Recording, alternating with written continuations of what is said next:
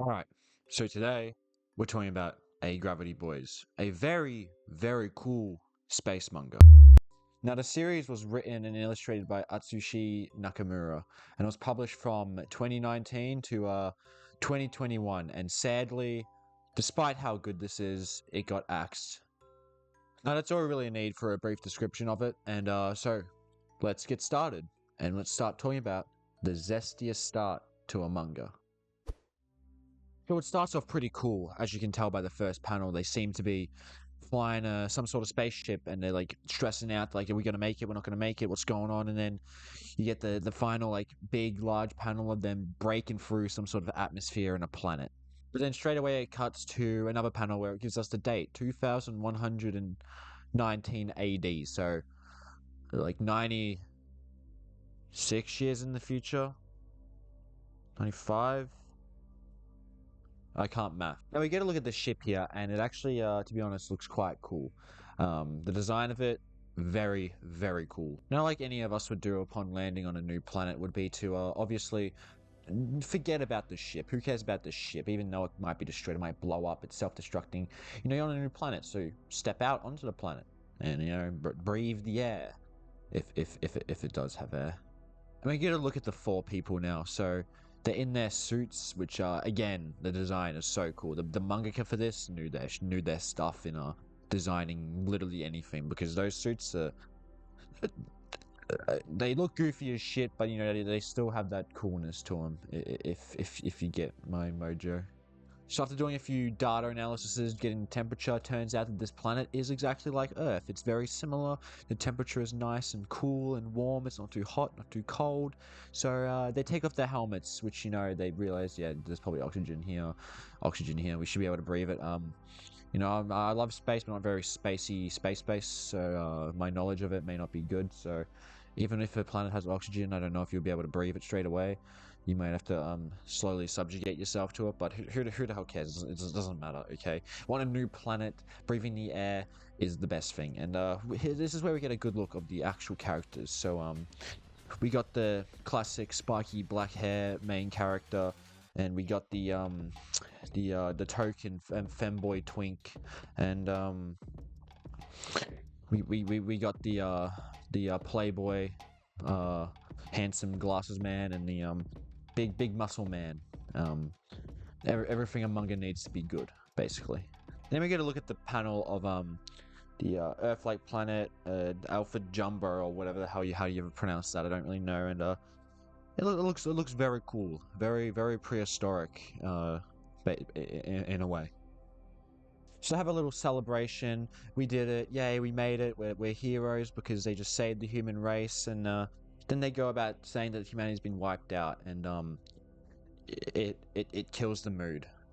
And after pondering in silence for a little bit, we then finally find out what happened. And legit 2 days after they were sent into space, you know, the humans got into a little kinfuffle and started a nuclear war, which destroyed the entire planet. Basically, is what I'm assuming, and in just 2 days. So I guess they were the four people that were keeping the Earth united, and then the second they left, like, okay, it's over, we're doomed, and everything just blew to fuck up, basically. And obviously they start laughing over the joke of jumping the gun, because, like, just starting a nuclear war, and they start giving my man's Chris, they start bullying him for laughing at the death of billions of people. But you know, it's their fault for starting a nuclear war. It's their fault, not theirs. So then we get a few more details about their voyage. It was supposed to be 20 years long, and the second day into it, before they had even entered cryosleep, the world goes to shit. So then after that, we were just having some smoothies or slushies or lemonade. They get the call that they're humanity's last hope, but they think they're just kidding around, just HQ just taking the piss, you know. So they just start enjoying their jam, and then they look out the window and realize that a fucking black hole formed from Earth. How the fuck does that even? How's a black hole just appear from a nuclear war? And one of that size, there's no way. How the fuck does a black hole materialize out of that? And then obviously, because it's a black hole, they get sucked in, and then, you know, You might think they die, but there's some theories out there about black holes being able to send you through space and time, and luckily for them, it just happens to pop them out right in front of the planet that they're waiting for. So their 20-year voyage turned into a 3-day voyage, and it was like a field trip. It's like a field trip to them. So give it a bit of background on them and their sort of relationship. They are all orphans that grew up together.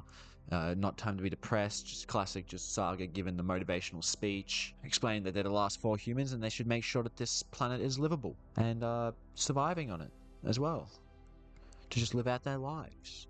And then Geralt, the handsome glasses man, does a little examination around the ship, finds out that the planet is very similar to Earth. The plants are similar, the animals are similar, but there's one major problem, and the planet doesn't have much going for it. So I don't know what he's talking about.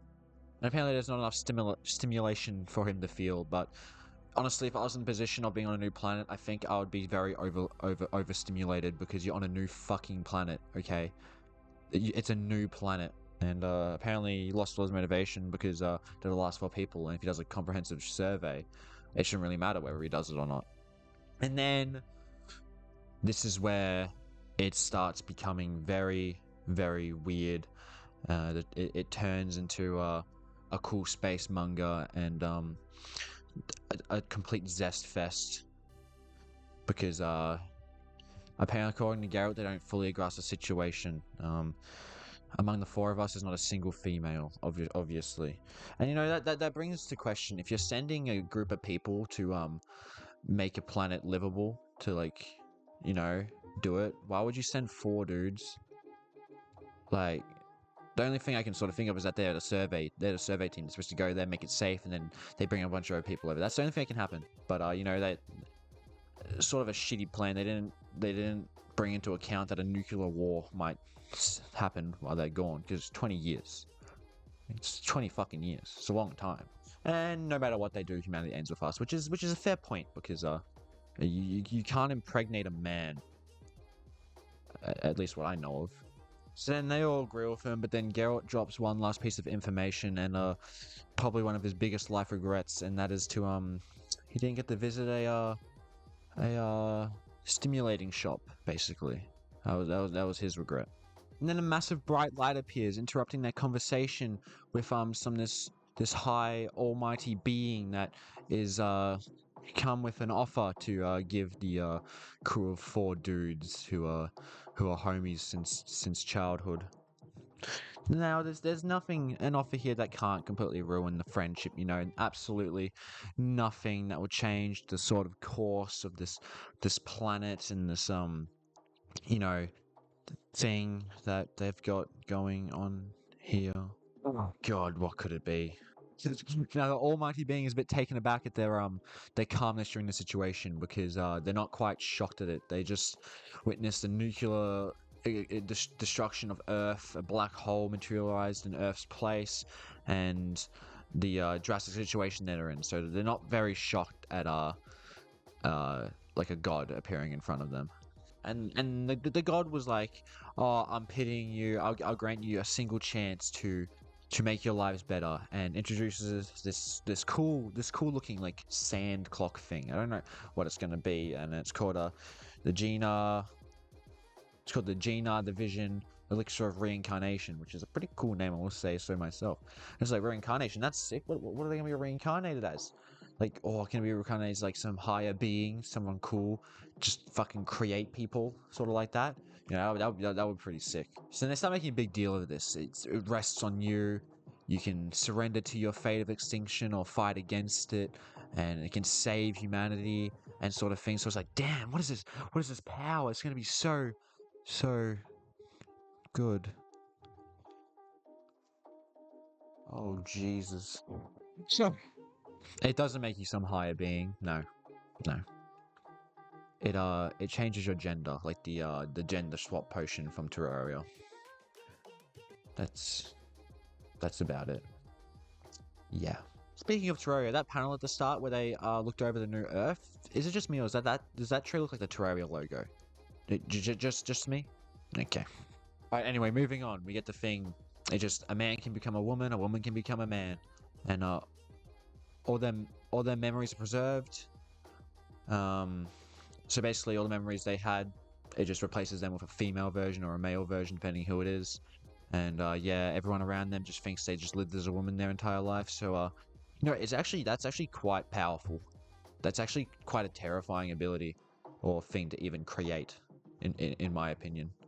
So now the four men are taken aback by the sudden option that they have now that one of them can be reborn as a woman. So what are they going to do? Are they going to hold a meeting to sort of discuss the opportunity that's arisen, or are they just gonna fucking flirt with the male twink? Jesus fucking Christ. So now suddenly, for no reason at all, my man's Chris is looking cuter than usual. Now, what the fuck? This is just absurd. This is just absurd. I thought this was gonna be a cool space manga. What the hell are we doing? What the hell are we doing here? Come on.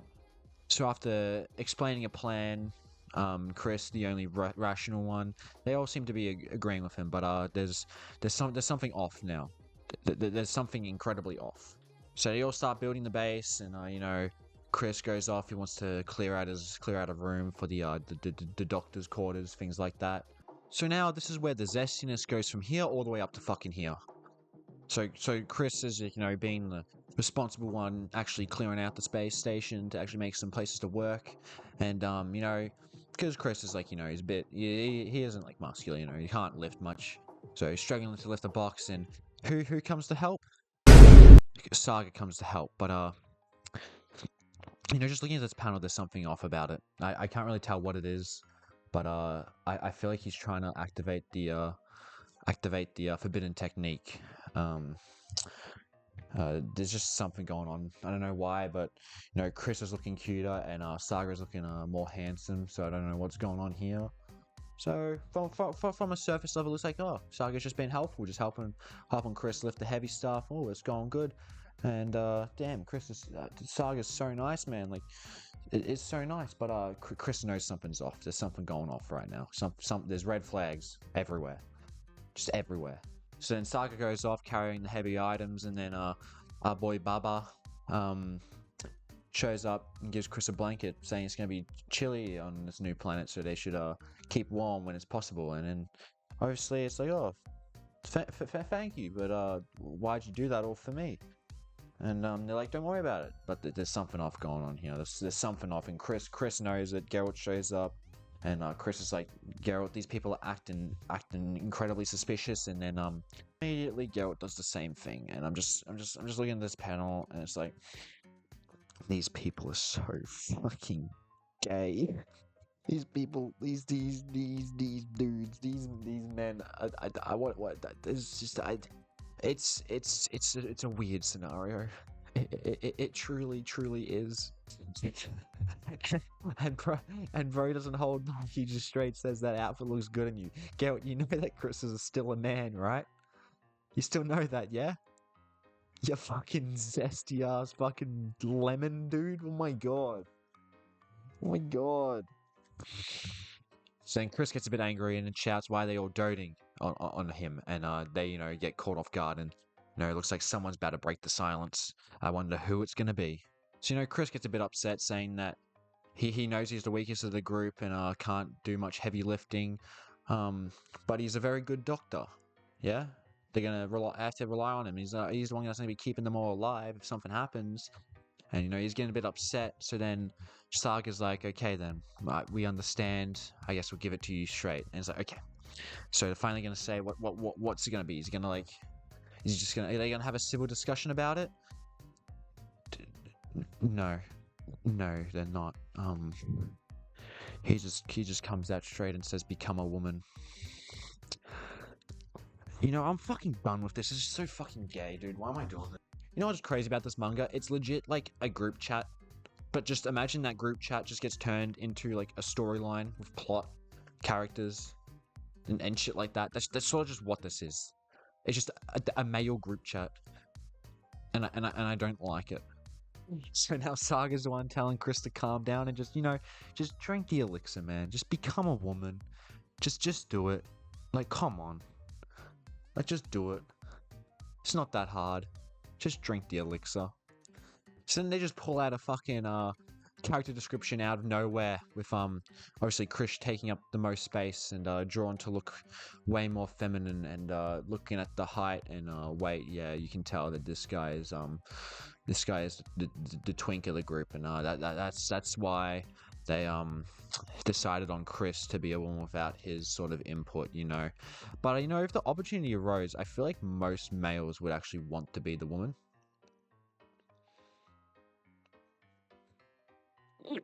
So then Chris gives him shit, saying they're just doing this based on appearance. He looks the cutest and most petite, and you know, there's a bit of discrimination going on here. It's just appearance. There's no reason why he should be the one getting picked on, and you know, explains that yeah, he was mistaken as a girl, and still is to this day, but that doesn't mean that he is one. He's still a male, a manly man. And then Geralt obviously brings in the logic, saying that appearances are just trivial. There's a lot more important things coming to surviving on a planet and to bring the human species back, obviously.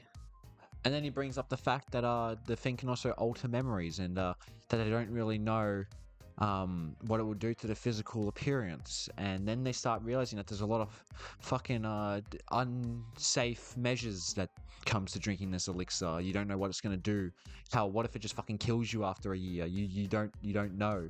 So you know, Geralt finally being the logical one, spitting the facts that we all need to know, and all that good shit.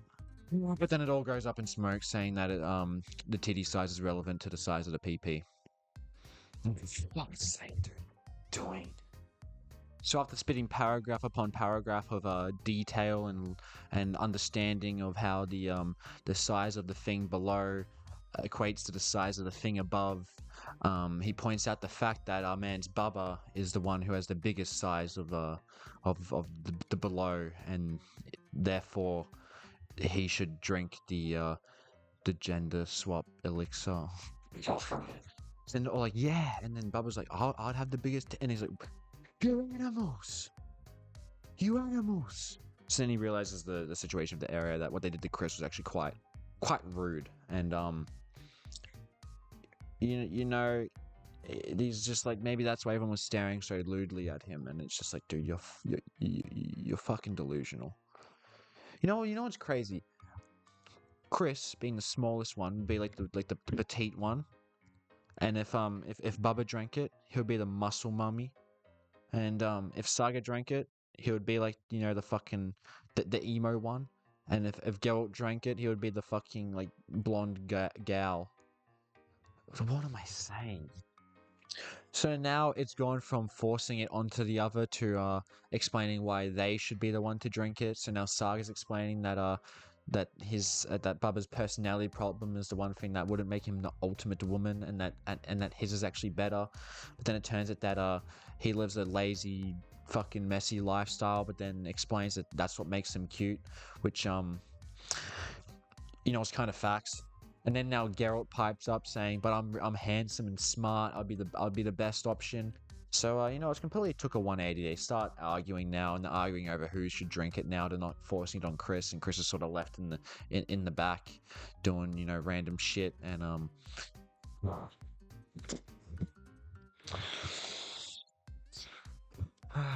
so then finally Chris steps in to drop the argument, and you know, looking like that is not doing him any favors. It really isn't looking like that. So then they're all just going off the rails. They just start yelling at each other. Chris is stressed out. He doesn't know what to do. So then they decide it would be the best option to just get in their suits and start fighting for no fucking reason at all. And everyone's doing it. So then Chris has to just start shouting again, stop it, all that good shit.